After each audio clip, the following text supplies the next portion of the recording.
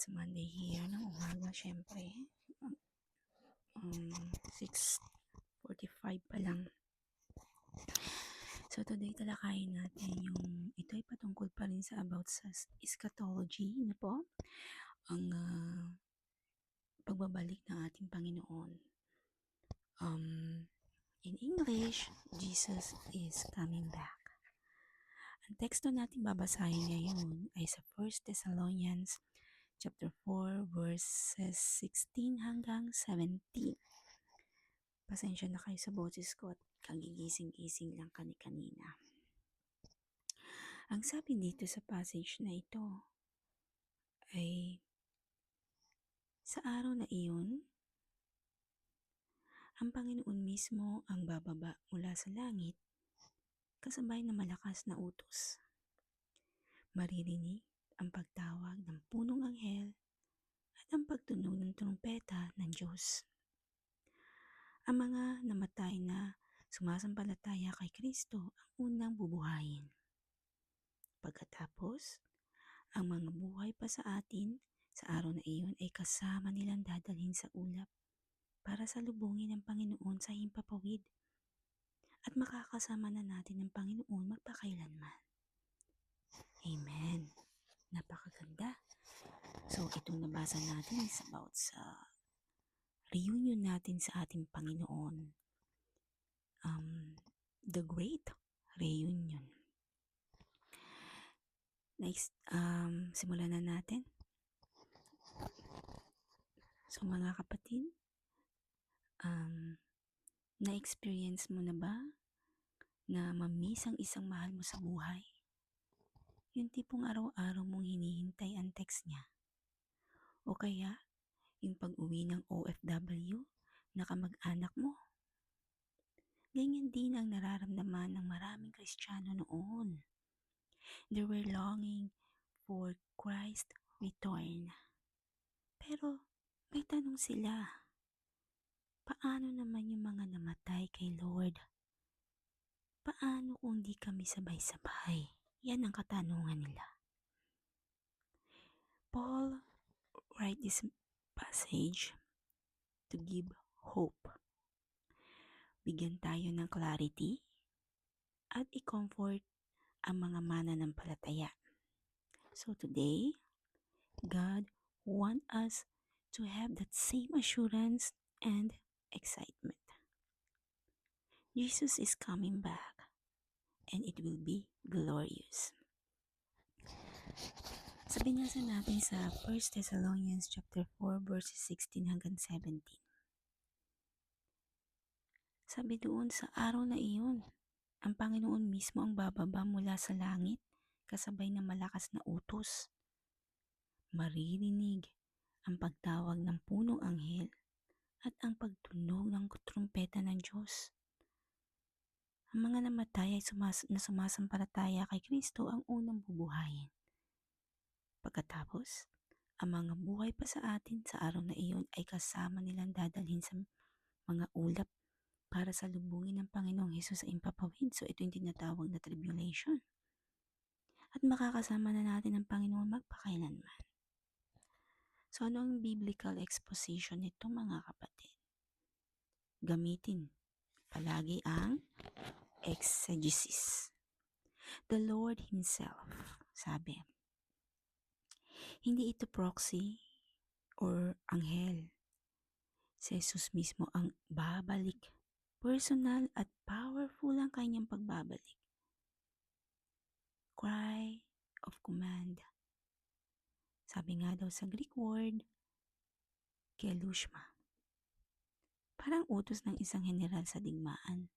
May authority, may urgency, walang makakapigil. Voice of an archangel. Posibleng si Michael. Kung babasahin natin sa Jude chapter 9. Na lumalaban para sa bayan ng Diyos.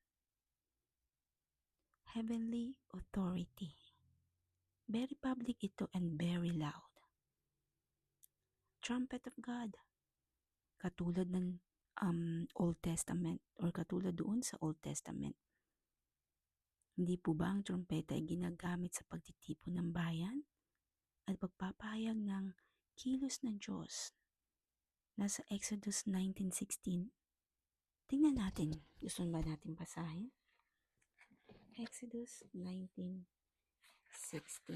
Para malinaw. Hindi po ba? Yung mga hindi pa nakakabasa ng Exodus. Ang sabi dito mga kapatid. Ang sabi dito. Kinaumagahan ng ikatlong araw, kumulog at kumidlat at may makapal na ulap na tumakip sa bundok at narinig ang malakas na tunog ng trumpeta. Nanginig sa takot ang lahat ng tao sa kampo. Ito yung patungkol doon sa bundok ng Sinai. Ganyan ang mangyayari sa pagbabalik ng Panginoon. Nasusulat din daw po yan sa Numbers chapter 10, verse 1 hanggang 10. Hindi na natin babasahin. Try natin buksan ang mga Bible natin. Isulat yung mga supporting verses na nabanggit. So, yan daw po yung symbol ng divine announcement. Parang ancient royal parade na may nakalagay pang King is coming. The King of Kings is coming. Amen? Tingnan natin ang theological point nito. Ang pagbabalik ni Jesus ay literal, audible, at glorious. Hindi ito lihim, hindi ito tahimik. Lahat ay makakaalam na siya ay bumalik. So ano po ang illustration dito? Parang pagdating ng presidente or hari, ganun. May mga sirena, may mga band, may mga parade carpet pa. Pero mas epic ito, si Jesus ang babalik bilang hari ng langit at lupa. Now the dead in Christ will rise first. Anong ibig sabihin nito? Siyempre gagamitin natin ang pagpapaliwanag na tinatawag na exegesis. Dead in Christ. Mga believers na namatay na daw po ito, mga mananampalataya, mga Kristiyano na mga namatay na noong una. Pero may pananampalataya sila kay Kristo kaya nga sila'y tinawag na mananampalataya. Yung mga nauna sa atin, mga loved ones natin na namatay na may pananampalataya kay Jesus Christ, sila ang unang bubuhayin. Hindi sila nakalimutan, hindi sila huli. Sila ang VIP sa muling pagkabuhay. Amen? Imagine, sila pala yung VIP. Ano naman po yung salitang will rise? Ito ay bodily resurrection. Hindi ito yung kaluluwa lang katulad ng sinabi sa 1 Corinthians 15:2 na ang sabi doon, the dead will be raised imperishable. So ano ang magandang illustration dito? Parang graduation. May dalawang batch. Yung mga old students, nag-graduate na pero babalik to receive their medals. At yung mga current students na sabay aakyat sa stage. Hindi ka iiwan ni Lord. So ano magiging application natin dito? Hindi natin dapat ikalungkot na parang hopeless na ang mga nauna na. Sila pa nga ang unang tatanggap ng glorified bodies. Amen? So ano ang we who are alive will be caught up. Ito po ba'y katulad ni Superman na pag-akyat sa langit? Na gamitin natin ng pagpapaliwanag na tinatawag na exegesis. Cut out. Ang sabi daw po sa Greek word ay harpazo. Biglaan at makapangyarihang pagkilos ng Diyos. Dito galing ang salitang rapture. Yan, nabanggit natin kanina. Or sa Latin word is rapturo.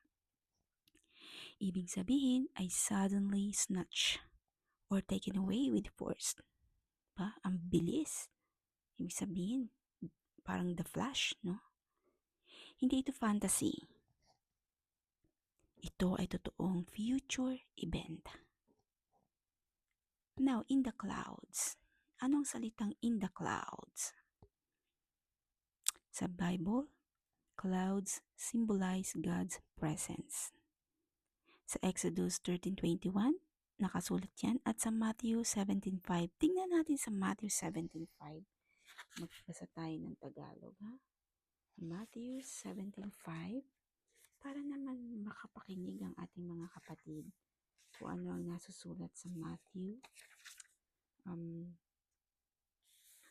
17:5. Okay? Tignan natin dito mga kapatid. Ang sabi dito mga kapatid, habang nagsasalita pa si Pedro, nabalot sila ng nakakasilaw na ulap at may tinig silang narinig mula sa mga ulap na nagsasabing, "Ito ang minamahal kong anak na lubos kong kinalulugdan. Pakinggan ninyo siya." Purihin ang Diyos. Purihin ang salita ng Diyos. To meet the Lord. In Greek word, apanthesis. Ginagamit sa Greco or Roman world bilang salubong sa isang royal figure. Kung lately dito sa ating generation is tinatawag na royal family. Ang idea dito ay salubungin si Jesus at sumama sa kanya sa kanyang tagumpay. So ano kaya ang mabibigay nating illustration patungkol dito? Halimbawa, no? Naranasan mo na bang salubungin ang kaibigan mo sa airport? Siguro naman lahat nakaranas na. Lahat excited, hindi po ba? May balloons, meron pang ang poster, may flowers, may flags, may yakapan, may iyakan. Ganyan ang rapture. Hindi takutan, kundi masayang reunion. So ano naman ang word na "and so we will always be with the Lord"? Nabanggit ito kanina sa passage. Ito ang pinakang highlight sa lahat. Kasi bakit? Forever with Jesus. Hindi lang ito momentary escape. Ito ay eternal fellowship with one who saved us. Marami sa atin ang takot sa kamatayan, sa future, o sa iniwang mahal sa buhay. Pero sa verse na ito, sinabi ni Paul, don't be afraid. This ends in forever with Jesus. Worth it. Worth it mga kapatid. So ano ang maya apply natin sa ating mga sarili? Dumako tayo sa application. If you are grieving, take comfort. Hindi goodbye ang kamatayan. See you soon. Ito para sa mga nakay Kristo na. Number 2, if you're struggling, stay faithful mga kapatid. May reward ang pagiging matatag. Jesus is coming, remember? And if you're not in Christ yet, now is the time. Excuse me. The rapture is only for those who are in Christ. Place your faith in Jesus Christ. So dumako tayo sa conclusion. The return of Christ is not a horror story. Hear that? It's the greatest love story reunion of all time. Ang tanong, handa ka na bang salubungin siya? Handa na ba tayong salubungin siya? Handa ka na bang sumama sa forever with Lord? Handa na ba tayo? Hanggang dito na lamang po, and to God be all the glory. Bye!